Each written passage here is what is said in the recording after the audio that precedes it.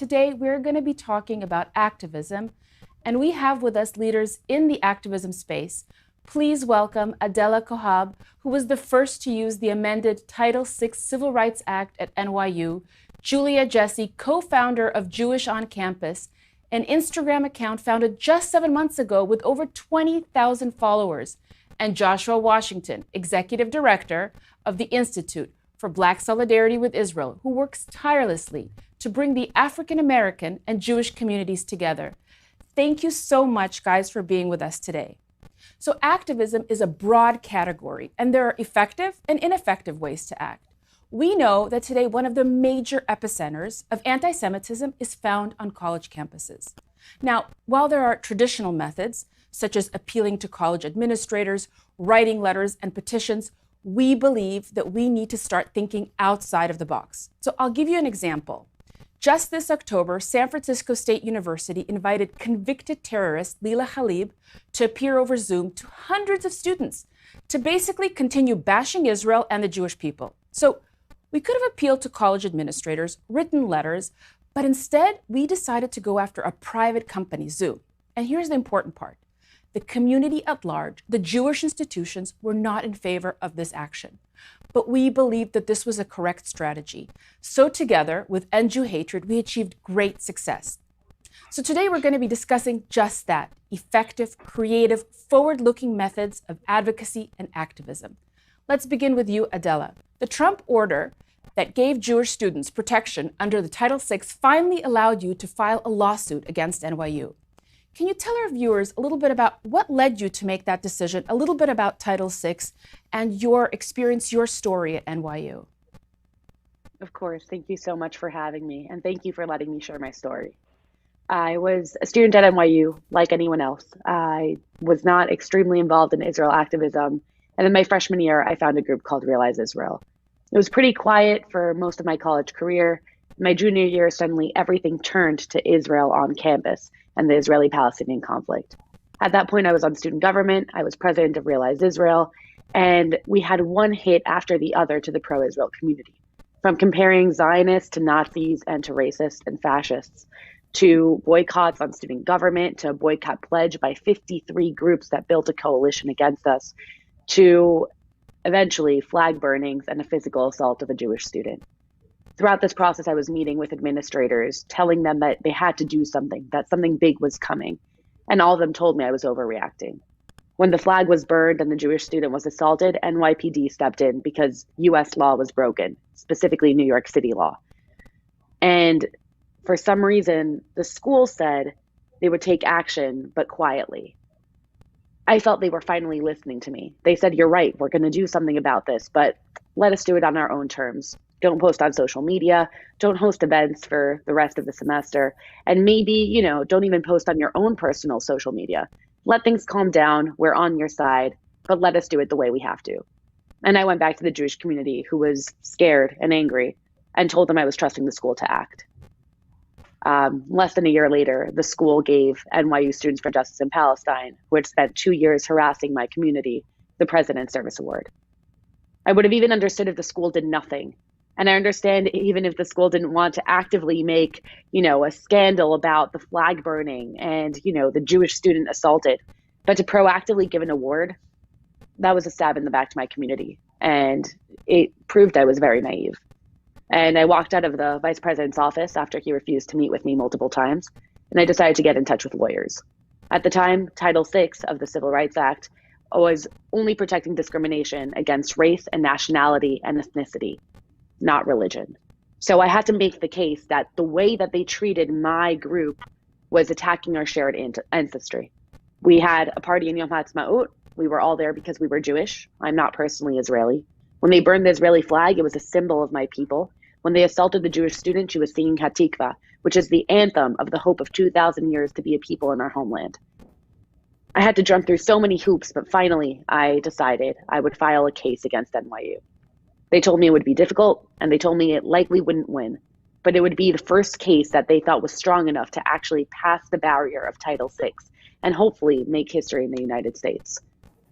I, thank God, graduated 2 weeks after filing my case and spent the summer trying to get as much publicity as I could.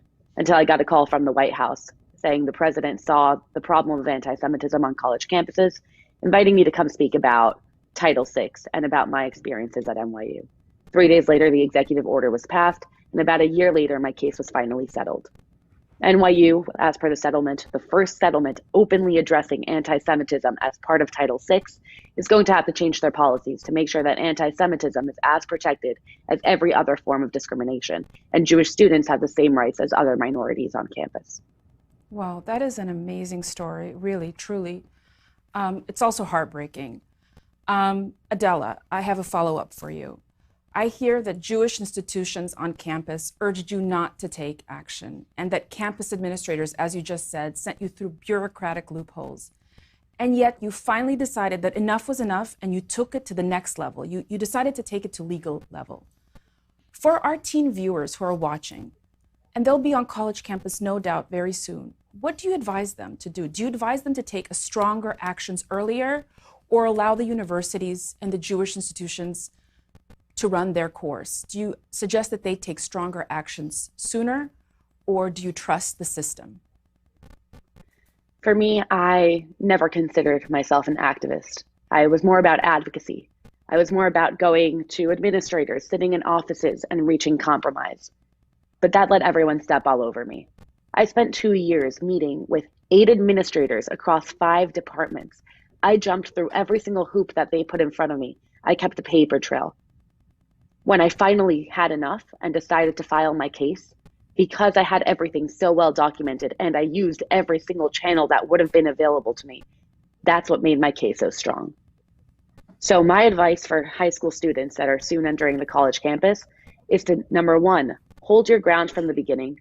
Number 2, know that your voice is worthy and know that you have the same rights as others. And number 3, don't be afraid to make the scandal. Don't be afraid to make the headlines. I was petrified. I love my university, and I never thought that I would be the girl where the headline would read, "Jewish student sues NYU for anti-Semitism." But because of my standing up and because of my case, I was able to change something for college students across the country. So even though there was a lot of pushback, even though I heard from my own mentors that this case would do more harm than good, I'm very proud of what I did. That said, you shouldn't take legal action right away. You should go through every single channel available. And if the channels aren't working, that's when you have to step out of the box.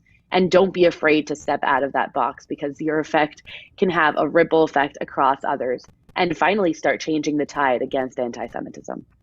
So we're going to return to you in a bit. I want to now turn to Julia. Julia, you are currently a sophomore at the University of Chicago, where you study political science. And just this summer, you and your peers decided to start an Instagram account called Jewish on Campus. Now, this account allows Jewish students from all over the US to share their testimonies about how they experience anti-Semitism on college campuses. Why did you begin this? What led you to start this account?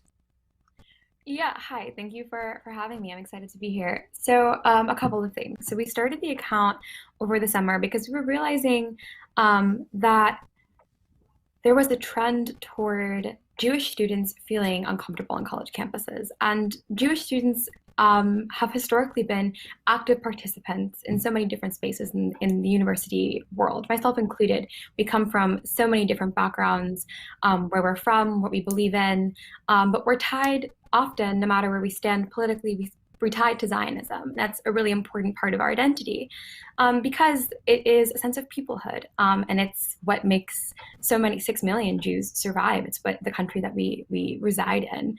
I'm personally American, but I have family from Israel, and I know that Zionism is the reason why my family has been able to survive.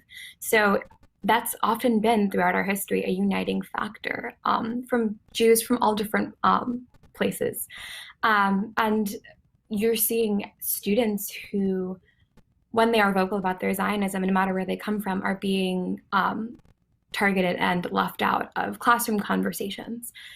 This comes from students and from peers.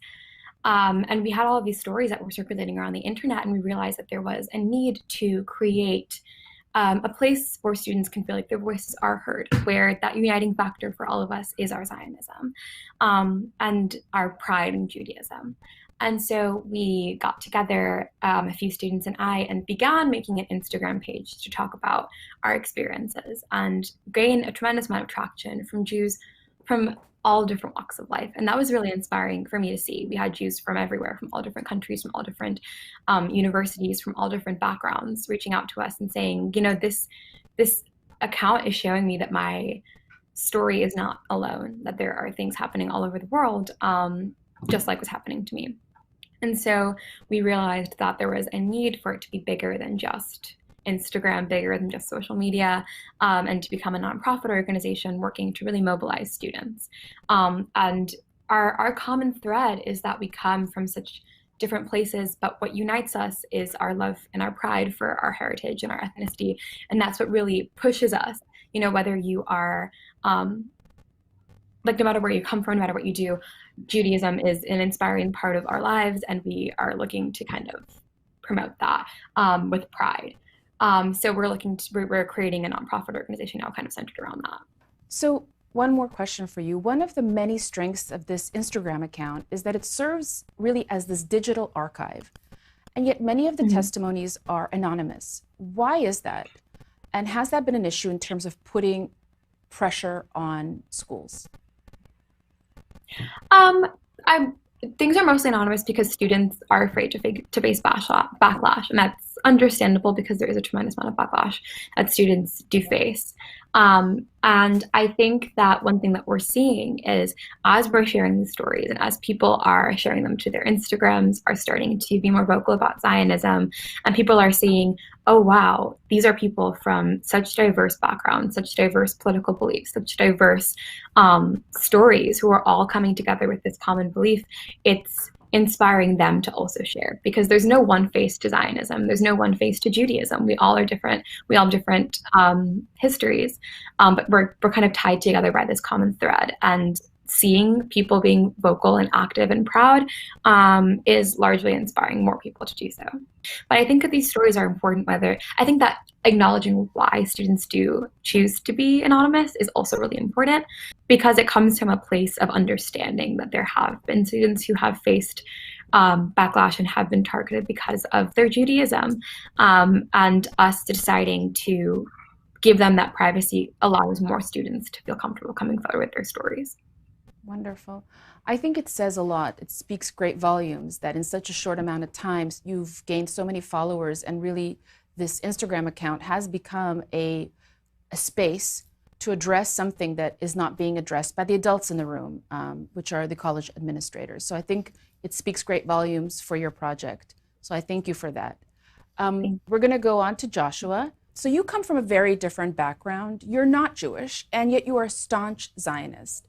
So let me address the lay of the land in terms of Jewish activism. And it's really divided into two major groups. The first is appeal to the progressive elements within a society and get the seat at the intersectional table by proving just how diverse and progressive and amazing Israel is. And then there's this other school of thought, another perspective that aims to say, look, we're indigenous. We don't have to prove anything, X, Y, or Z, in order to be accepted. So what are your thoughts in terms of where American Jews are getting it right and where they're getting it wrong from your position standing from the outside? Well, thank you, Nai, for having me, first of all. Secondly, yes. So as a non-Jew, I think if you said, on the outside looking in, one of the things that I see, I think, as something that is more of a drawback than a benefit is in some of the ways that Zionists advocate for Israel. And by that, I mean, we tend to go out and we talk about all the amazing things that Israel has done, all their humanitarian efforts, their NGOs, the fact that they have hospitals on the border of their enemies, and they treat their enemy civilians, even in wars that they're not involved in, and on all these different things, which is incredible and amazing. But to the person who thinks that Israel stole land, they go, well, who cares? Who cares? Because they're doing all of this on stolen land, and so therefore they're illegitimate. And I think that as an Israel advocate, we have to stand firmly on the truth that first and foremost says that Jews are indigenous to the land, that Jews are indigenous to to Judea, to the Levant, that they belong there historically. We can look at history. We can look at biology. We can go back and look at the ancient texts. I mean, Jews belong there, period. And then those other things are really just the cherry on top. But that truth has to be first stated and stood on firmly. And I think that going from there, I think it will be has been a more effective way to advocate for Israel. That comment really resonates with our philosophy at Club Z. See, I too was a student once in Jewish day schools, and one of the tragedies really is we're sending off these young adults to college campuses saying Israel has cherry tomatoes, Israel has an amazing irrigation system, Israel is at the forefront of technology and medical advance. And they're ready to say it, and then they come to campus and somebody says, who cares? Because all these wonderful things are on quote unquote stolen land. And that is the biggest, I think, pitfall in terms of advocacy and activism training. We are not telling the students the most important foundational element, and that is that we are indigenous, we have an ancestral claim to this land. So you are speaking very wisely on this, and I'm really glad that we get to hear your perspective on this. But I have another question for you. You have been quite vocal in your criticism of BLM, and in particular, how BLM has a very strong anti-Semitism component. Would you say that your institutions, likewise, do not approve of your position and activism? And if so, how do you advise young people to take courage and stand up against the status quo? I mean, it's not an easy thing to do. Are we doing the right thing by doing that? What is your perspective? So, yes, you're correct. Institute for Black Solidarity with Israel, where I'm the executive director, we have taken a very controversial stance. We oppose many of BLM's platforms, especially their anti-Israel agenda, their anti-Israel platform. And, it has made a lot of enemies for us. But, for us, again, going back to the truth, we have to stand on the truth. First of all, it's not something that we are making up. We're using, when we talk about this stuff, we're using words that they've said, speeches that they've had, leaders of different chapters who've organized entire events dedicated to defaming Israel, calling Israel the puppet master of nations and all these different things. So, we have to take a firm stance against it, especially when it's coming from a movement that called itself a Black movement. So that's the first thing. And the second thing is when it comes to backlash, I mean, yeah, we have to be, we have to accept the reality that, we won't always get a huge number of people on our side when we're standing up for the truth, at least not at first. And I think that it's important to remember that it's not about us, it's not about our gratification or fame. It really is about letting the truth come out. Because more so, to me, along with defending Israel and the Jewish people, I don't like seeing my community being lied to, and I don't like seeing my community being used for Jew hatred. And so we do what we do, both because we stand with Israel and the Jewish people, but also because we want to see our communities thrive. We want to see the African American community rise above this and actually come together with the Jewish community like we've seen in times past, whether it's way back with Booker T. Washington and Julius Rosenwald, or Martin Luther King, with Rabbi Joshua Heschel, or even what we see some of now with how Israel makes inroads even in the Black community. So we want to teach those things, and we know that at the outset we are going to be demonized, we will be attacked and all those things, but we do it because we know that the truth will eventually get through and cut through the lies. Very true. So I want to take a few steps back and invite you all back to the discussion and really push back on this word activism and the backlash that people receive from it. And I'll begin with sharing something about myself. When I was in graduate school, I wrote a letter, open letter that I'm a Zionist. And I remember my professor took me aside to office hours, and he warned me. He said, "You'll never be taken seriously in academia if you're going to be an activist. Drop this activism right away." And it was a signal, and I had to make a choice. Now, Adela, you said you never thought of yourself as an activist, you thought of yourself as an advocate. Now, I know also that you're going to be going to law school, you're applying to law school. And one of the things that you have said is, well, I'll be known as that girl who sued a university. What are your thoughts about that tension between activism and advocacy? It's a great question. And, when I was at NYU, I became the face of Zionism. I was, walking into my classes, I was studying Middle Eastern politics, and almost every class I walked into, I'd get stares and people would say, that's the Zionist.